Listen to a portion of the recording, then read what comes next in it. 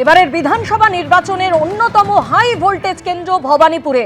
আজ ভবানীপুরে মনোনয়ন জমা দেবেন শুভেন্দু অধিকারী। বিজেপি প্রার্থী হিসেবে আজ তিনি মনোনয়ন জমা দেবেন। মনোনয়ন পর্বে উপস্থিত থাকছেন অমিত শাহ। গতকালই আমরা দেখেছি অমিত শাহ তিনি কলকাতায় পৌঁছেছেন। এই মুহূর্তে শুভেন্দু অধিকারী তিনি ভবানীপুরে পৌঁছে গিয়েছে।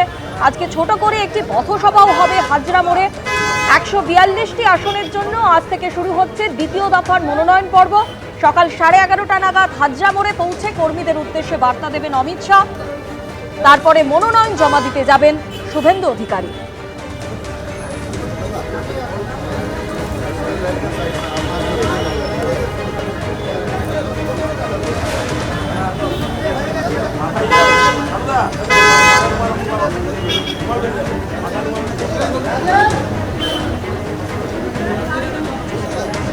আজ ভবানীপুরে মনোনয়ন জমা দেবেন বিজেপি প্রার্থী হিসাবে শুভেন্দু অধিকারী। ইতিমধ্যেই তিনি হাজরা মোড়ে পৌঁছে গিয়েছেন। হাজরা মোড়ে একটি পথসভা রয়েছে, সেখানে বক্তব্য রাখবেন কেন্দ্রীয় স্বরাষ্ট্রমন্ত্রী অমিত শাহ এবং তারপরেই হুটখোলা জিপে করে তিনি প্রার্থীদের নিয়ে গাড়িতে করে রওনা দেবেন মনোনয়ন জমা দেওয়ার জন্য। পক্ষে নিষ্পত্তি হয়ে যাবে বলে সুপ্রিম কোর্টে জানিয়েছেন কলকাতা হাইকোর্টের প্রধান বিচারপতি। তবে আজ থেকে জোকায় শুরু হচ্ছে না ট্রাইব্যুনালের কাজ। সূত্রের খবর, বিচারপতিদের একাংশের বক্তব্য, ট্রাইব্যুনাল চালাতে প্রয়োজনীয় লোকবল বা পরিকাঠামো মেলেনি। আর 3 সপ্তাহ পরে বিধানসভা ভোট, কিন্তু এখনো শেষ হয়নি এসআইআর প্রক্রিয়া। এই প্রেক্ষিতেই বুধবার এসআইআর মামলার শুনানি হলো সুপ্রিম কোর্টে। 7 এপ্রিলের মধ্যেই 60 লক্ষ বিবেচনাধীন নামের নিষ্পত্তি হয়ে যাবে জানালো আদালত। বুধবার মামলার শুনানি হয় সর্বোচ্চ আদালতের প্রধান বিচারপতি সূর্যকান্ত, বিচারপতি জয়মাল্য বাগচি ও বিচারপতি বিপুল এম পাঞ্চলির এজলাসে। শুরুতেই প্রধান বিচারপতি জানান, কলকাতা হাইকোর্টের প্রধান বিচারপতি জানিয়েছেন 7 এপ্রিলের মধ্যেই 60 লক্ষ নামের নিষ্পত্তি হয়ে যাবে। তিনি বলেন, হাইকোর্ট থেকে জানানো হয়েছে প্রায় 47,30,000 নামের নিষ্পত্তি হয়ে গিয়েছে।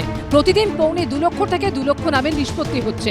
এখনো 13 লক্ষ বিবেচনাধীনের নাম নিয়ে নিষ্পত্তি বাকি আছে, তাও নির্দিষ্ট সময়ের মধ্যে হয়ে যাবে। তবে নির্বাচন কমিশন সূত্রে খবর, বুধবার দিনের শেষ অবধি 49 লক্ষের বেশি ভোটারের নিষ্পত্তি হয়ে গেছে। 1,20,00,000 লোকের নাম বাদ দেওয়া হয়েছিল। বেছে বেছে যেন উকুন বাজছে। 22 লক্ষ লোকের নাম আমরা ইতিমধ্যেই তুলতে পেরেছি। 18 লক্ষ বাদ আছে, ট্রিব্যুনালে যেতে হবে, খরচা আমরা দেব। আর আজকে আমি খুশি, সুপ্রিম কোর্ট ভালো রায় দিয়েছে। ট্রাইব্যুনাল তো সেই জন্যই তৈরি করা হয়েছে। ট্রাইব্যুনালটা তো এটা নয় যে কেউ ফর্ম 7 কেড়ে নেবেন বা ফর্ম 6 ছেড়ে দেবেন বলে তৈরি করা হয়েছে। এই 60 লক্ষ নামের নিষ্পত্তি হতে হবে। নিষ্পত্তি মানে নিষ্পত্তি, no SIR no vote. SIR কে মাঝখানে আটকে দিয়ে শেষ হয়ে গেল বলে ঘোষণা করে ভোটে চলে গেলাম, যেহেতু সময়টা চলে যাচ্ছে, এসব বলা যাবে না। বিবেচনাধীন তালিকায় থাকা যাদের নাম বাদ পড়েছে বা পড়ছে, তারা ট্রাইব্যুনালে আবেদন করতে পারবেন। ট্রাইব্যুনালে থাকা প্রাক্তন বিচারপতিদের প্রশিক্ষণ দেওয়ার কাজ বুধবারই করার নির্দেশ দিয়েছে সুপ্রিম কোর্ট। কমিশনের আইনজীবী বুধবার সুপ্রিম কোর্টে বলেছিলেন, বুধবার প্রশিক্ষণ দেওয়া হচ্ছে, বৃহস্পতিবার থেকে কাজ শুরু হয়ে যাবে। নির্বাচন কমিশনের এই প্রশিক্ষণ দেওয়া নিয়ে প্রশ্ন তোলেন আইনজীবী কল্যাণ বন্দ্যোপাধ্যায়। সেই আপত্তি খারিজ করে দিয়ে প্রধান বিচারপতি বলেন, কিভাবে সিস্টেম হ্যান্ডেল করতে হবে তার জন্য ট্রেনিং। এতে কি অসুবিধে আছে? ইচ্ছে হলে আপনিও যান। বিচারপতি বাগচি কমিশনকে বলেন, কার নাম কেন বাদ যাচ্ছে সেটা যেন তিনি জানতে পারেন। যখন ট্রাইব্যুনালের কাছে আবেদন করবেন, তখন তিনি যেন প্রয়োজনীয় নথি পান। অনেক সময় হয়েছে তো যে ডকুমেন্টগুলো দিয়েছে, ওরা রসিদ দেয়নি। তো ডকুমেন্ট যে যা দেবে, সেই ডকুমেন্টের অথেন্টিসিটি চেক আপ করে ট্রাইব্যুনাল ডিসাইড করবে তাদের ওন মেরিটে। এটা ট্রাইব্যুনাল ডিসাইড করবে এবং ট্রাইব্যুনাল যেটা ডিসাইড করবে সেটা ফাইনাল। যদিও নির্বাচন কমিশন সূত্রে খবর, বৃহস্পতিবার থেকে শুরু হচ্ছে না ট্রাইব্যুনাল। এই দিন এই নিয়ে কমিশনের সঙ্গে বৈঠকে বসেন অবসরপ্রাপ্ত বিচারপতিরা। এসওপি এবং পরিকাঠামো নিয়ে একাধিক প্রশ্নের উত্তর না মেলায় এই দিনের বৈঠক মুলতবি হয়ে যায়। ফের কবে বৈঠক হবে তা স্পষ্ট করেনি কমিশন। সূত্রের খবর, কয়েকজন অবসরপ্রাপ্ত বিচারপতি ট্রাইব্যুনাল থেকে সরে আসতে চেয়েছেন। বিচারপতিদের একাংশের বক্তব্য, এত বড় ট্রাইব্যুনাল চালাতে যত লোকবল বা পরিকাঠামো দরকার তার প্রায় কিছুই তৈরি হয়নি। কমিশনের তরফে এখনো গোটা বিষয় সম্পর্কে স্পষ্ট ব্রিফ করা হয়নি। সূত্রের খবর, বুধবারের বৈঠকে অবসরপ্রাপ্ত বিচারপতিদের একাংশ প্রশ্ন তোলেন, শুধুমাত্র একটা পোর্টাল দিয়ে কি গোটা প্রক্রিয়া সম্পূর্ণ করা সম্ভব? বিএলও নথি নেয়নি এমন অভিযোগ পেলে কি করতে হবে? কমিশন প্রশ্নের উত্তর না দিতে পারলে ট্রাইব্যুনালে কাজ করব না, সাফ জানান এক অবসরপ্রাপ্ত মহিলা বিচারপতি।